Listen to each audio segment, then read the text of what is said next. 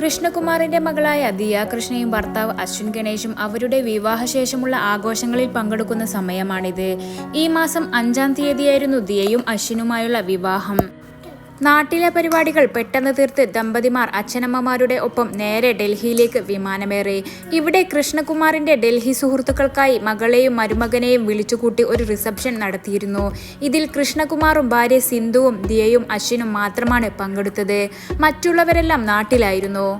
കേന്ദ്രമന്ത്രി രാജ്നാഥ് സിംഗ് ആയിരുന്നു പ്രധാന അതിഥി. വളരെ വർഷങ്ങളായി മലയാള സിനിമ സീരിയൽ രംഗങ്ങളിൽ നിറസാന്നിധ്യമായിട്ടും കൃഷ്ണകുമാറിന്റെ മകളുടെ വിവാഹ ചടങ്ങിൽ സെലിബ്രിറ്റി സാന്നിധ്യം വളരെ കുറവായിരുന്നു. വിളിച്ചതിനും വേണ്ടി സുരേഷ് ഗോപിയുടെ ഭാര്യ രാധിക പങ്കെടുത്തിരുന്നു. സാധാരണഗതിയിൽ താലികെട്ടൽ കഴിഞ്ഞ് പ്രധാനപ്പെട്ട താരങ്ങൾക്കായി ഒരു വിവാഹ വിരുന്ന് സംഘടിപ്പിക്കാറുണ്ട്. താലികെട്ടൽ വരെ മാത്രമേ ചടങ്ങുകൾ ഉണ്ടായിരുന്നുള്ളൂ. അത് കഴിഞ്ഞാൽ മറ്റൊന്നും ഇല്ല എന്ന് പറഞ്ഞുവെങ്കിലും ഡൽഹിയിലെ ഒരു വിവാഹ റിസപ്ഷൻ നടത്തുകയുണ്ടായി. വധുവും വരനും പ്രത്യേകം ഡിസൈൻ ചെയ്ത് വസ്ത്രങ്ങൾ ധരിച്ചാണ് പ്രത്യക്ഷപ്പെട്ടത്.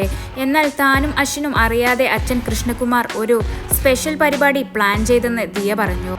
ഒരു ഡിന്നർ പാർട്ടിയാണ് അച്ഛൻ കൃഷ്ണകുമാറിനെ വേണ്ടപ്പെട്ട സുഹൃത്തുക്കളായി ഒരുക്കിയത്. അത് വിവാഹ റിസപ്ഷനായി മാറി എന്ന് ദിയ കൃഷ്ണ. ഡൽഹി റിസപ്ഷന്റെ റീൽ വീഡിയോ ആയിരുന്നു ദിയ കൃഷ്ണ ആദ്യം പോസ്റ്റ് ചെയ്തത്. പിന്നാലെ അതിന്റെ വിശദാംശങ്ങളടങ്ങിയ വ്ലോഗ് പോസ്റ്റും എത്തിച്ചേർന്നു. രാജ്നാഥ് സിംഗ് എന്ന് കേട്ടിട്ട് മാത്രമുള്ള ദിയയും അശ്വിനും അദ്ദേഹത്തെ നേരിട്ട് കാണുന്നതിന്റെ ത്രില്ലിൽ കൂടിയായിരുന്നു.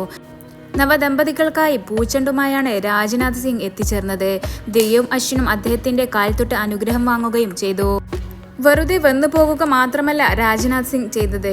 വധൂവരന്മാരുടെ ഒപ്പം ഇരുന്ന് കുറച്ചുനേരം സംസാരിക്കുക കൂടി ചെയ്തിട്ടേ അദ്ദേഹം മടങ്ങിയുള്ളൂ. മാത്രവുമല്ല ദിയക്കും അശ്വിനും മറ്റൊരു ക്ഷണം കൂടി ഉണ്ടായിരുന്നു.